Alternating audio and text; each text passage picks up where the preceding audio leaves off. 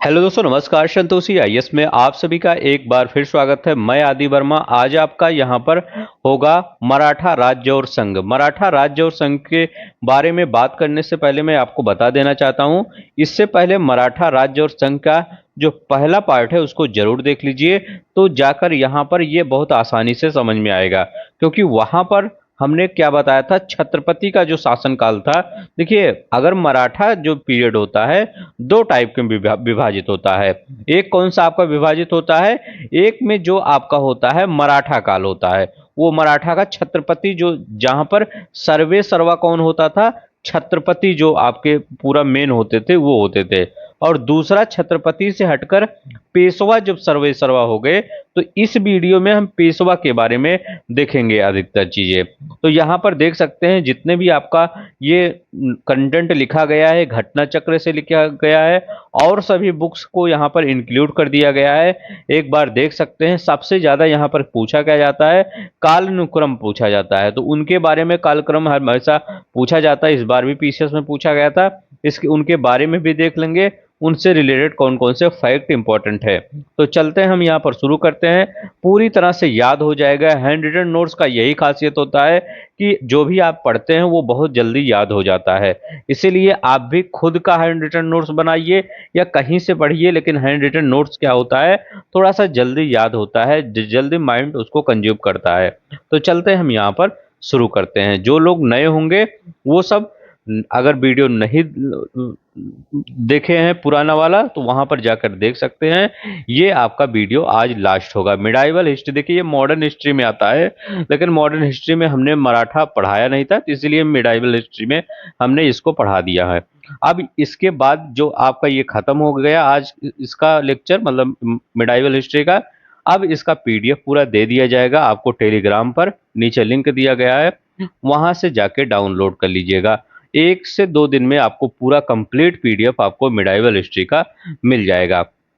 अब कौन सा आपका टॉप सब्जेक्ट आगे चलेगा, आज आगे आपका सब्जेक्ट इकोनॉमिक्स चलेगा। याद रखेंगे, काफी बच्चों के द्वारा आया है कि सर इकोनॉमिक्स को यहाँ पर कोई मतलब यूट्यूब पे बहुत अच्छे तरीके से नहीं पढ़ाया गया है, तो मैं इकोनॉमिक्स को बहुत ही अच्छे तरीके से पढ़ा दूंगा। आपको ऐसे कॉन्सेप्ट बताऊंगा कि आपको लगेगा कि इकोनॉमिक्स पढ़ रहे हैं कि हम मार्केट बाजार कर रहे हैं। ठीक है, तो वो उसमें आपको कोई फर्क ही नहीं पड़ेगा। तो चलते हैं, हम यहाँ पर शुरू करते हैं। जो लोग नए होंगे प्लीज चैनल को सब्सक्राइब कर देंगे, वीडियो को लाइक कर देंगे। तो आज हम थोड़ा सा शिवाजी के बारे में देख ले, वैसे उस वीडियो में हमने देखा था शिवाजी के बारे में, थोड़ा सा यहाँ और देख लेंगे, इसके बाद हम पेशवा चलते हैं।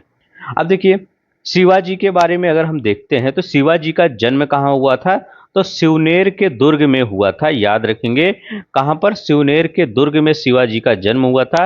राजधानी क्या थी शिवाजी की, तो राजधानी शिवाजी की क्या थी, रायगढ़ इनकी राजधानी थी। तो याद रख लेंगे, इनकी राजधानी क्या थी, रायगढ़। राज्य अभिषेक किसने करवाया था, तो बनारस के पंडित विश्वेश्वर गंगा भट्ट द्वारा इनका राज्य अभिषेक हुआ था। किसका राज्य अभिषेक हुआ था, शिवाजी का राज्य अभिषेक हुआ था। कब हुआ था राज्य अभिषेक, 1774 ईस्वी में इनका राज्य अभिषेक हुआ था। कई बार क्वेश्चन ये पूछ लिया गया है कि राज्य अभिषेक कब हुआ था, तो ये 1774 ईस्वी में हुआ था। अफजल खां का वध कब हुआ था, तो 1659 ईस्वी में अफजल खां का वध हुआ था। यह अफजल खां का प्रकरण पूछता है कि कब हुआ, मतलब था, तो ये 1659 में हुआ था अफजल खां का प्रकरण। अब देखिए यहाँ पर एक बार आपके पेपर में पूछा गया था सलाहार का युद्ध। सलाहार का युद्ध 1672 में ईस्वी में हुआ था। ये मुगलों को हराया था। इस युद्ध में मराठों ने किसको हराया था, मुगलों को हराया था। सलाहार का युद्ध, देखिए इतना अच्छा क्वेश्चन है सलाहार का युद्ध। ये क्वेश्चन मतलब रेयर केस में पूछा जाता है, लेकिन आपके पेपर में ये पूछा गया था कि सलाहार का युद्ध। तो 1672 में सलाहार के युद्ध में मुगलों को हराया गया था, ये याद रख लेंगे। अब देखिए यहाँ पर शिवाजी से रिलेटेड और फैक्ट हैं, जैसे 1665 ईस्वी में जयसिंह के साथ पुरंदर की संधि हुई थी। तो अफजल खां का वध बाद पहले हुआ था, इसके बाद ये 1665 में संधि हुई थी। क्या हुआ, जयसिंह के साथ पुरंदर की संधि हुई थी 1665 ईस्वी में, याद रख लेंगे। 1666 ईस्वी में क्या हुआ था, औरंगजेब द्वारा आगरा में कैद कर लिया गया था, किसको, शिवाजी को कैद कर लिया गया था। एक बार ये भी पूछा गया था कि शिवाजी को जब औरंगजेब ने कैद किया था तो ये शिवाजी कहाँ पर कैद थे? तो कहाँ पर कैद थे? आगरा में कैद थे, ये याद रख लेंगे। कहाँ पर? आगरा में। तो यहाँ पर जितना अभी हमने फैक्ट बताया ये सभी क्वेश्चन आंसर के फॉर्म में आए हुए हैं। अब देखिए इनके गुरु का नाम क्या था शिवाजी के? तो छत्रपति शिवाजी महाराज के गुरु का नाम था गुरु रामदास। 1674 ईस्वी में क्या हुआ था?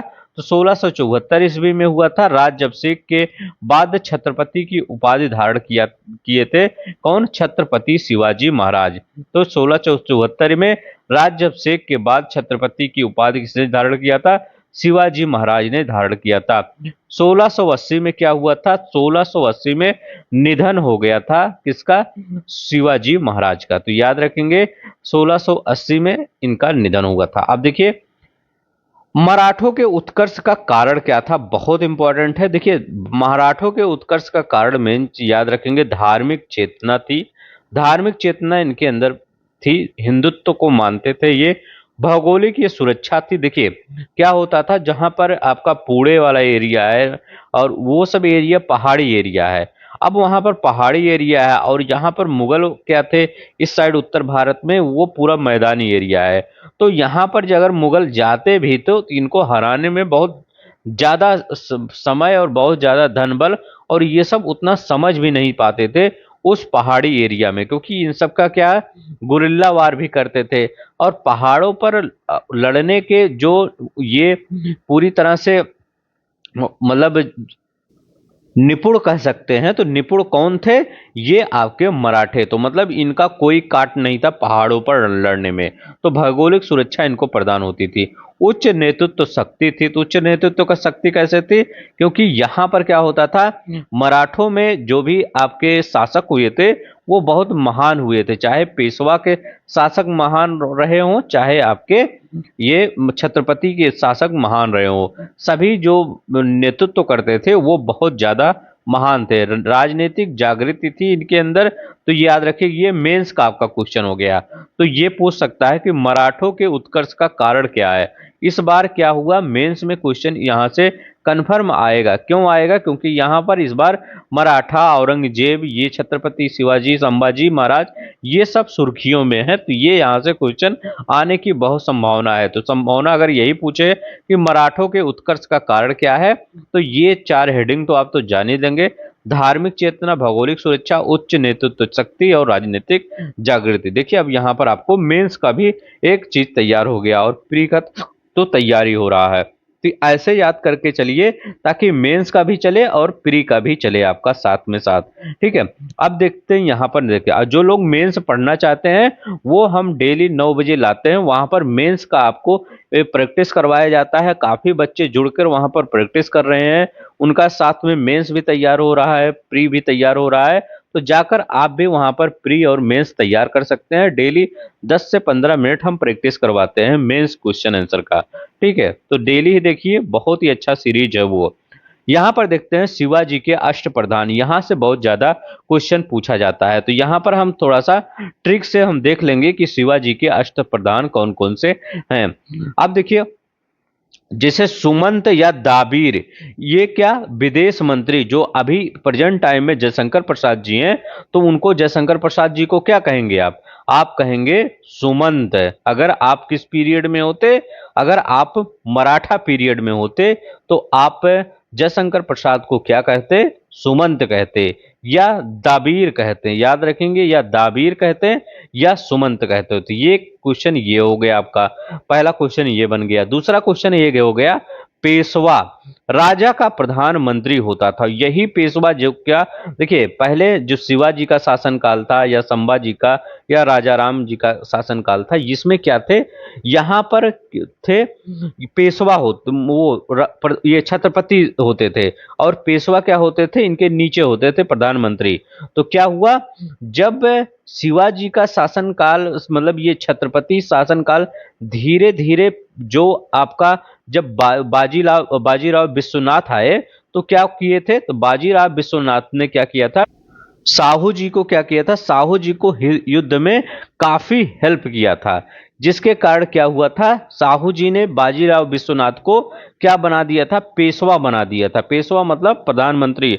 पहले तो उनको सेना करते का पद दिया गया था। सेना करते मतलब सेना करते का पद किसको दिया गया था, बाजीराव विश्वनाथ को, जो पहले पेशवा थे, जो 1713 ईस्वी में पहले पेशवा नियुक्त हुए थे। तो ये सेना करते का पद किसको दिया गया था, तो सेना करते का पद बाजीराव विश्वनाथ को दिया गया था। ये सब हम पहले मतलब जो पहला आपका मराठा से रिलेटेड वीडियो लेक्चर आया था वहां पर जाकर देख सकते हैं, वहां पर हमने डिटेल में समझाया है। तो जो सेना करते का पद था किसको दिया गया था, ये बाजीराव विश्वनाथ को, और प्रथम पेशवा भी इनको नियुक्त कर दिया गया था 1713 ईस्वी में। अब देखिए यहां पर क्या होता है, जब प्रथम पेशवा 1713 ईस्वी में नियुक्त कर दिया गया था, तो इसी उसी समय से क्या हुआ, ये पेशवा जो आपका पेशवा जो नामक एक पद था, ये इतना पावरफुल होते गया कि उसके सामने जो छत्रपति का पावर वो पद था, उसके सामने वो छोटा लगने लगा।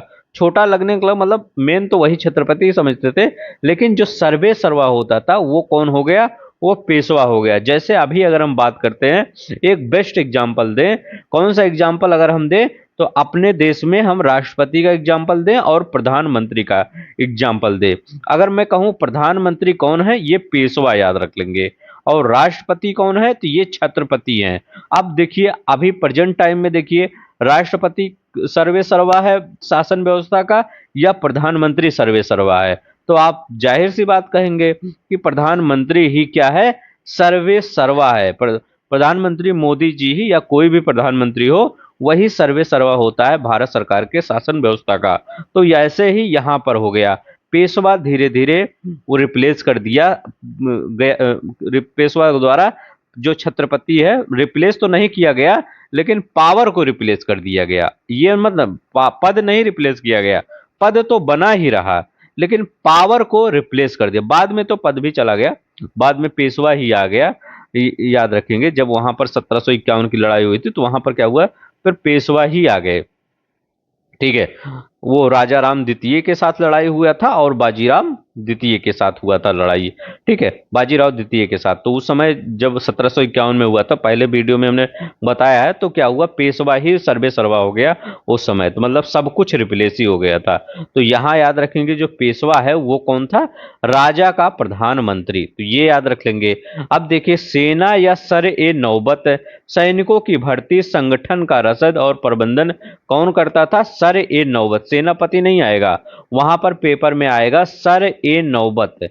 सर ए नौबत, तो आप कहेंगे सर ये नौबत कौन था, तो सैनिकों की भर्ती करता था, संगठन और रसद का प्रबंध करता था। यूपीपीएससी 2014 में ये क्वेश्चन आया हुआ है। अब देखिए, आमत्त और मजूमदार कौन था, आमत्त और मजूमदार वित्त और राजस्व मंत्री थे। तो वित्त और राजस्व मंत्री कौन है, तो वित्त और राजस्व मंत्री निर्मला सीतारमण है, तो उनको क्या कहेंगे, आमत्त कहेंगे। याद रखेंगे किसको क्या कहेंगे, आमत्त उनको कहेंगे। दाबीर सुबंत, ये जयशंकर प्रसाद विदेश मंत्री को कहेंगे। सैनिकों की भर्ती और संगठन, ये किसको कहेंगे आप, अगर मान लीजिए वैसे, ये राजनाथ सिंह को, उन्हीं का काम है ना सैनिकों की भर्ती उर्ती लेना, क्योंकि वही रक्षा मंत्री हैं, तो याद रख लेंगे, ऐसे याद कर लेंगे। अब देखिए, पंडित राव, विद्वानों और धार्मिक कार्यों के अनुदानों के लिए दायित्व निभाना, तो ये नहीं पूछा जाएगा, क्योंकि इसको तो आपको पता ही होगा, वो भी एग्जामिनर भी बताए। सबसे ज्यादा आमत्त पूछा जाता है या मजूमदार पूछा जाता है, सर ए नौबत पूछा जाता है, सुमंत दाबीर पूछा जाता है। वाकया नबीस बहुत बार पूछा जाता है। राजा के दैनिक कार्यों, दरबार की प्रतिदिन कार्यवाहियों का वितरण रखना किसका काम है, वाकिया नवीस का काम है। तो वाकिया नवीस जो मंत्री था उसका क्या काम है, राजा के दैनिक कार्यों तथा दरबार की प्रतिदिन की कार्यवाहियों का विवरण रखना, ये किसका काम है, ये वाकया नवीस का काम है। न्यायाधीश, तो ये मुख्य न्यायाधीश होता था, न्यायाधीश। सचिव या शुरू नवीस क्या होता था, राजकीय पत्र और व्यवहार का कार्य करता था, ये शुरू नवीस या ये सचिव। ठीक है, तो ये याद रखेंगे। जैसे अभी भी सचिव क्या होता है, जो भी मेन पत्र होता है वो क्या करता है, सचिव ही इधर उधर करता है। तो ये याद रख लेंगे। आठ अष्टप्रधान शिवाजी के बहुत बार पूछा जाता है, कभी तो इतना सिंपल कुछ क्वेश्चन पूछ लिया जाता है कि अष्टप्रधान किसके शासनकाल में थे, तो शिवाजी के शासनकाल में थे। पानीपत का तीसरा युद्ध, ये ऐसा युद्ध था जिसमें मराठा शक्ति पूरी तरह से छीड़ हो गई थी। तो ये क्या हुआ था, काशीराम पंडित प्रत्यक्षदर्शी थे। यह युद्ध मराठों के लिए प्रलयकारी हुआ। अभी इसके बारे में थोड़ा सा और डिटेल में समझेंगे। तात्कालीन कारण क्या था, इसका तात्कालीन कारण क्या था, अहमद शाह अब्दाली द्वारा अपने वायसराय तैमूर शाह का मराठों द्वारा लाहौर से निष्कासन का बदला लेने की इच्छा। तो क्या मराठों ने क्या किया था, तैमूर शाह का, जो उसका वायसराय था, तैमूर शाह को क्या किया, लाहौर से निष्कासन कर दिया। किसने कर दिया, मराठों ने कर दिया तैमूर शाह को। तो इसके लिए फिर क्या हुआ, अहमद शाह अब्दाली ने बदला लेने की इच्छा से आक्रमण किया और पानीपत का तीसरा युद्ध हुआ। पानीपत का तीसरा युद्ध कब हुआ, 1761 ईस्वी में पानीपत का तीसरा युद्ध हुआ। याद रखेंगे, पानीपत का तीसरा युद्ध 1761 ईस्वी में, 14 जनवरी भी याद रख लेंगे। इसमें क्या हुआ, सदाराव भाऊ मराठा सेना के सेनापति थे, बनाम वो अहमद शाह अब्दाली अफगान सेना। अभी ये हम सब बताएंगे। यहाँ पर सदाराव भाऊ क्या है, तो ये सब के बारे में अधिक आएगा। मराठों के उत्कर्ष का कारण क्या है, धार्मिक चेतना, भौगोलिक सुरक्षा, राजनीतिक जागृत, उच्च नेतृत्व शक्ति। ये अभी हम बताए हैं, इनको मेंस के लिए ये याद रख लेंगे क्योंकि मेंस में यहाँ पर पूछा जाएगा। शिवाजी से संबंधित घटनाओं का सही कालक्रम क्या है। अब देखिए, शिवाजी से संबंधित घटनाओं का सही कालक्रम क्या है।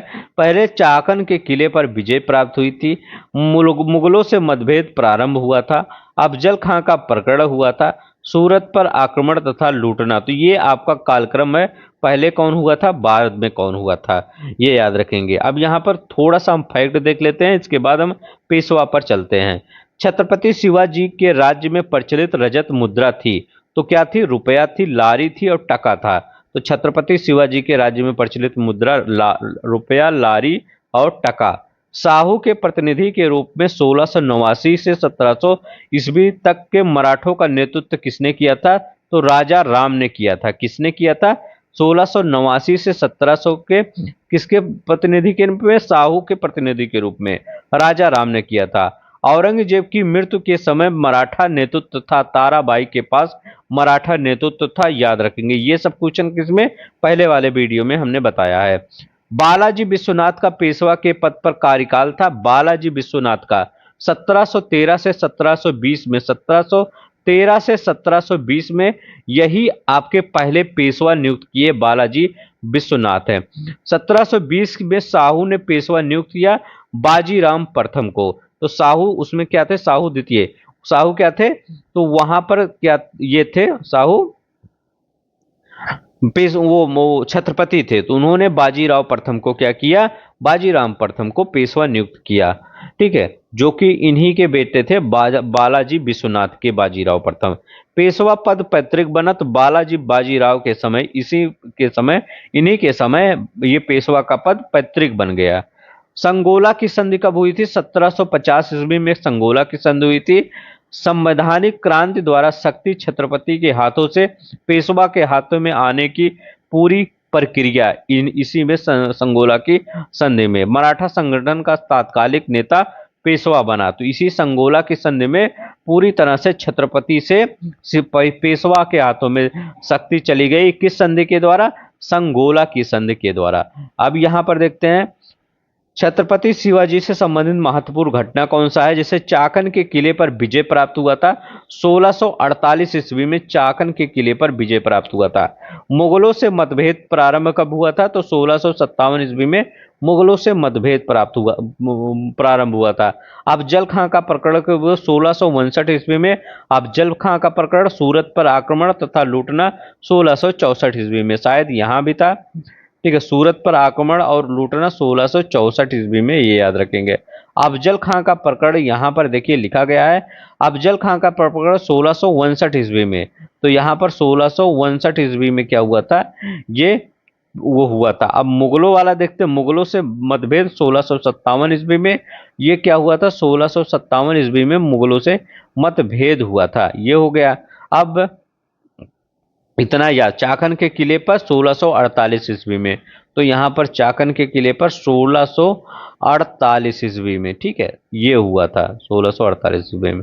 तो यहाँ पर आपको पूरा याद रखना पड़ेगा। चाकन के किले पर विजय 1648 में, मुगलों पर मतभेद 1657 में, अफजल खां का प्रकरण 1659 में हुआ था, सूरत पर आक्रमण ये और लूटना 1664 में हुआ था, ये याद रख लेंगे। अब देखिए, मोडी लिपि का प्रयोग मराठा विलेखों प्रपत्रों में किया जाता था। किसमें? मोडी लिपि का प्रयोग किसमें किया जाता था? मराठा विलेखों में किया जाता था, ये याद रख लेंगे। किसमें? मराठा विलेखों प्रपत्रों में किया जाता था। अब यहाँ पर देखते हैं, जो मतलब पत्र इधर उधर भेजना होता था, मोडी लिपि का प्रयोग किया जाता था।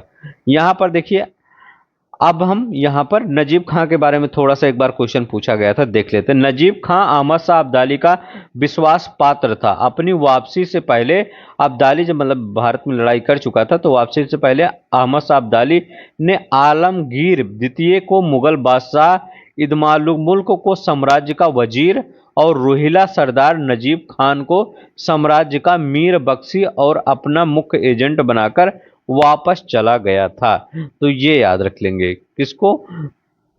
मीर बख्शी और अपना मुख्य एजेंट बनाकर कहाँ चला गया था? वापस चला गया था। ठीक है, तो इनके बारे में थोड़ा सा याद रख लेंगे।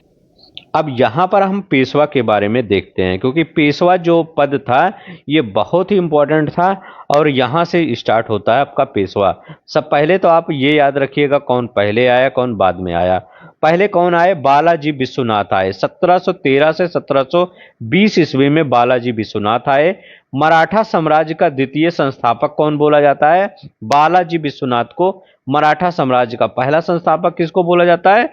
महाराज शिवाजी को, छत्रपति शिवाजी महाराज को बोला जाता है प्रथम संस्थापक मराठा साम्राज्य का।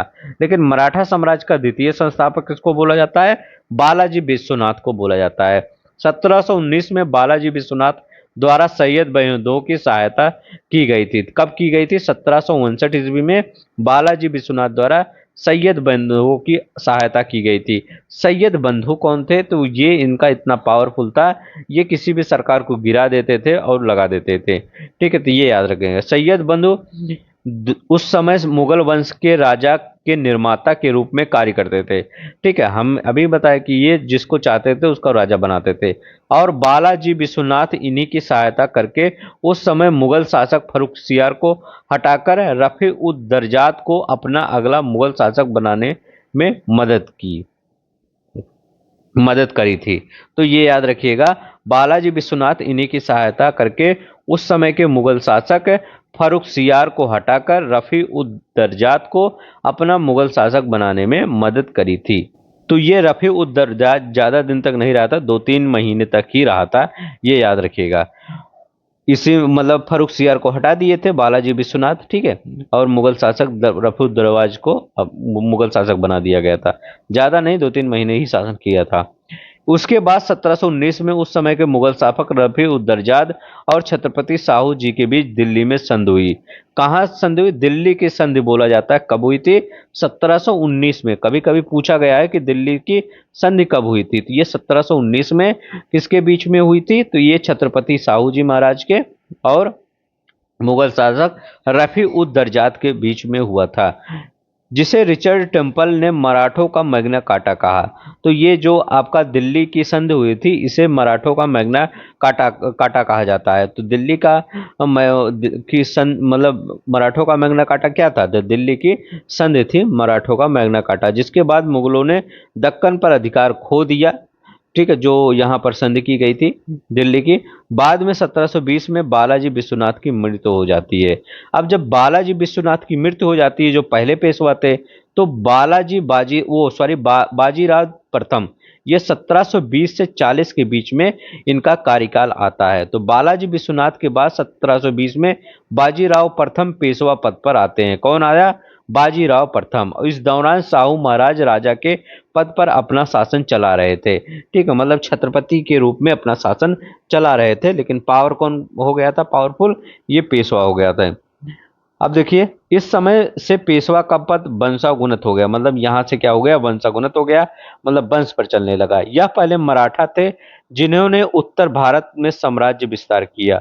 पहले मराठा जो उत्तर भारत में साम्राज्य का विस्तार किया, ये याद रख लेंगे। इन्होंने मुगलों को पराजित कर मालवा, गुजरात और बुंदेलखंड को जीतकर मराठा साम्राज्य में सम्मिलित कर लिया। ये किसकी बात कर रहे हैं? बाजीराव प्रथम की बात कर रहे हैं। इन्होंने उत्तर भारत में साम्राज्य का विस्तार किया, मालवा, गुजरात और बुंदेलखंड जीतकर मराठा साम्राज्य में मिला लिया। ये भी याद रखेंगे। पालखेड़ा का युद्ध 7 मार्च 1728 में बाजीराव प्रथम और निजामुल मुल्क के बीच में पालखेड़ा का युद्ध हुआ था। 7 मार्च 1728 में बाजीराव प्रथम और निजामुल मुल्क है। निजामुल मुल्क की हार हुई थी। दिल्ली पर आक्रमण करने वाला प्रथम पेशवा बाजीराव प्रथम था। तो ये क्वेश्चन पूछा गया है, दिल्ली पर आक्रमण करने वाला प्रथम पेशवा कौन था? तो दिल्ली पर आक्रमण करने वाला प्रथम पेशवा बाजीराव प्रथम था। अब यहाँ पर देखते हैं, जो बाजीराव प्रथम ने मराठा प्रसंग का निर्माण किया, ये उन्होंने कहा जो मतलब नागपुर में क्या रहेंगे, इंदौर, ग्वालियर में क्या रहेंगे। तो देखिए यहाँ पर सिंधिया, सिंधिया कहाँ पर राज करते थे? ये ग्वालियर में करते थे। होलकर ये इंदौर में, भोसले नागपुर में और बड़ौदा में गायकवाड़ थे और पेशवा पूना में, पेशवा ही पूना में राज करता था अपना। यहाँ पर देखते हैं, ये सभी छत्रपति के अंदर कार्य करते थे। इस समय छत्रपति साहू जी थे। तो किसके अंदर काम करते थे? जैसे अभी कहते हैं कि राष्ट्रपति के अंदर ना काम किया जाता है, हर चीज क्या होता है राष्ट्रपति के अंदर, तो ऐसे ही सिस्टम वहां पे चल रहा था, छत्रपति के अंदर काम कर रहे थे। ठीक है, नेक्स्ट देखते हैं यहाँ पर। अब देखिए यहाँ पर पहले कौन आया? पहले बालाजी विश्वनाथ। पहले देखिए यहाँ पर बालाजी विश्वनाथ पहले नंबर पे ये आए। एक मिनट, हाँ, पहले नंबर पे ये आए बालाजी विश्वनाथ 1713 से 20 तक। इसके बाद यहाँ पर बाजीराव प्रथम 20 से 40 तक। देखिए बाजीराव प्रथम ये कौन थे? मस्तानी, जो आप मूवी नहीं देखे हैं बाजीराव मस्तानी, जो मस्तानी थी वो, जो इनका बाजीराव अब और मस्तानी का जो प्रेम कथा था, यही बाजीराव थे। 1720 से 1740 तक इन्होंने क्या किया था? शासन किया था। प्रथम के बाद जब 40 के बाद क्या हुआ? तो 40 के बाद बाजीराव प्रथम के भाई कौन थे? तो बाजीराव प्रथम के भाई चिमाजी अप्पा थे। अब देखिए इनके भाई थे, और बाजीराव की पत्नी कौन थी? काशीबाई थी और मस्तानी थी। मस्तानी मतलब इनका अलग से रिलेशन था, और इनकी काशीबाई पत्नी थी। काशीबाई से पुत्र हुए थे। कौन थे काशीबाई से पुत्र? बालाजी बाजीराव। तो जो बालाजी बाजीराव, जिनको नाना साहब कहते हैं, ये क्या थे? काशीबाई के पुत्र थे। और एक पुत्र और थे रघुनाथ राव, ये थे रघुनाथ रघोसा कहा जाता है इनको। अब मस्तानी के पुत्र कौन थे? शमशेर बहादुर, जिनको कृष्ण राव भी कहा जाता है। और ये चिमाजी अप्पा, इनके पुत्र सदाशिव राव थे। इनको ये याद रख लेंगे। अब देखिए पानीपत का युद्ध जो हुआ था, उसमें लीड रोल कौन किया था? सेनापति का काम कौन किया था? तो ये चिपमाजी अप्पा ने क्या किया था? इसमें लीड रोल अदा किया था। किसने? ये पानीपत के तीसरे युद्ध में। अब देखिए इसमें क्या हुआ था, कौन कौन थे पानीपत के तीसरे युद्ध में? सदाशिव राव थे, विश्वास राव थे और शमशेर बहादुर थे। सदाशिव राव और विश्वास राव यहाँ पर कहा गया है, और शमशेर बहादुर थे। तो ये तीनों लोग क्या किए गए थे? मारे गए थे। आप पूछेंगे विश्वास राव कौन थे? तो पेशवा बालाजी बाजीराव जो थे, उनके पुत्र थे। तो बालाजी बाजीराव इन्हीं के पुत्र थे। तो ये याद रखेंगे। यहाँ पर पानीपत के तीसरे युद्ध में कौन कौन सदाशिव राव थे, यही नेतृत्व संभाल रहे थे। विश्वास राव थे, शमशेर बहादुर, ये शमशेर बहादुर कौन थे? मस्तानी से जो पुत्र हुए थे शमशेर बहादुर, जिनको कृष्ण राव भी बोला जाता है, तो ये कृष्ण राव, ये तीनों थे। तो तीनों लोग क्या किए गए थे? मारे गए थे। सदाशिव राव, विश्वास राव, शमशेर बहादुर, अहमद शाह अब्दाली के बीच लड़ा गया था ये पानीपत का तीसरा युद्ध। अब देखिए यहाँ पर बालाजी बाजीराव, इसके बाद क्या है? बालाजी बाजीराव। यहाँ पर हमने क्या किया? बाजीराव प्रथम देख लिए, बाजीराव प्रथम देख लिए। अब हम बालाजी बाजीराव को देखते हैं। इन्हीं के समय मराठा साम्राज्य का सबसे ज्यादा विस्तार हुआ। बालाजी बाजीराव के समय में मराठा साम्राज्य का सबसे ज्यादा विस्तार हुआ। बालाजी बाजीराव ने अफगान शासक अहमद शाह अब्दाली और उसकी सेना को भी भारत से बाहर कर दिया था। किसने कर दिया था? बालाजी बाजीराव ने। परंतु अहमद शाह अब्दाली दोबारा भारत आया और 1761 में तृतीय पानीपत का युद्ध हुआ। मराठा और अहमद शाह अब्दाली के मध्य यह युद्ध मराठों की पराजय हुई। तो याद रखिएगा बालाजी जो बाजीराव थे, ये कब आए बालाजी बाजीराव? बाजीराव प्रथम मस्तानी जो थे इनके बाद वाले बालाजी बाजीराव। तो यहाँ पर पानीपत के तीसरे युद्ध में क्या हुआ? पानीपत का तीसरा युद्ध मराठों और अहमद शाह अब्दाली के बीच, जिससे मराठों की पराजय हुई। अब बालाजी बाजीराव, यहाँ पर बालाजी बाजीराव के तीन पुत्र थे। विश्वास राव थे जो वो वहां पानीपत की लड़ाई में गए थे, माधव राव थे और नारायण राव थे। तो बालाजी बाजीराव में कौन? माधव राव केवल 16 वर्ष की आयु में क्या हुए? ये पेशवा बने। परंतु इनके चाचा रघुनाथ राव खुद को पेशवा बनाना चाहते थे। तो इनके चाचा कौन थे? ये रघुनाथ राव थे। इनके चाचा बालाजी वो बाजीराव प्रथम के, वो हाँ नहीं, ये इनके तो पुत्र थे। ये बाजीराव प्रथम के ये तो पुत्र थे। ये बालाजी बाजीराव के चाचा थे। कौन चाचा थे? रघुनाथ राव ये चाचा थे। ये याद, बालाजी बाजीराव के चाचा कौन थे? रघुनाथ राव। अब यहाँ पर क्या है? तो यहाँ पर क्या होता है? ये माधव राव क्या थे? ये इनको बना दिया गया। रघुनाथ राव खुद पेशवा बना, परंतु वह कुछ ना हुआ और प्राप्त कर सके। तो ये कौन पेशवा बना? माधव राव। तो माधव राव कब से कब पेशवा बने? 1761 से 72 में। परिणाम स्वरूप माधव राव एवं रघुनाथ राव को शनिवाड़ा के अंदर नजरबंद करवा दिया गया। ठीक है, माधव राव द्वारा रघुनाथ राव को क्या किया गया? शनिवाड़ा के अंदर नजरबंद करवा दिया गया। ये याद रखेंगे। अब यहाँ पर देखते हैं 1772 में क्या हुआ? उस समय के मुगल शासक शाह आलम द्वितीय ने अंग्रेजों के संरक्षण को छोड़कर मराठों के संरक्षण को स्वीकार किया था। ये याद रखिए कि किसके संरक्षण को छोड़कर? अंग्रेजों के संरक्षण को छोड़कर मराठों के संरक्षण को स्वीकार किया था। किसने? मराठाओं। ये मुगल शासक शाह आलम द्वितीय। ठीक है। अब देखिए 1772 में माधवराव की टीबी की बीमारी के कारण मृत्यु हो चुकी थी। देखिए माधवराव का खत्म हुआ। अब एक बार सीक्वेंस और देख लीजिए, आपको समझ में आ जाएगा सीक्वेंस। पहले कौन थे आपके? ये यहाँ पर बालाजी विश्वनाथ, ये थे पहले पेशवा। दूसरे पेशवा कौन थे? दूसरे पेशवा थे बाजीराव प्रथम। तो याद रखेंगे 1720 से ये दूसरे पेशवा थे बाजीराव प्रथम। तीसरे पेशवा थे कौन?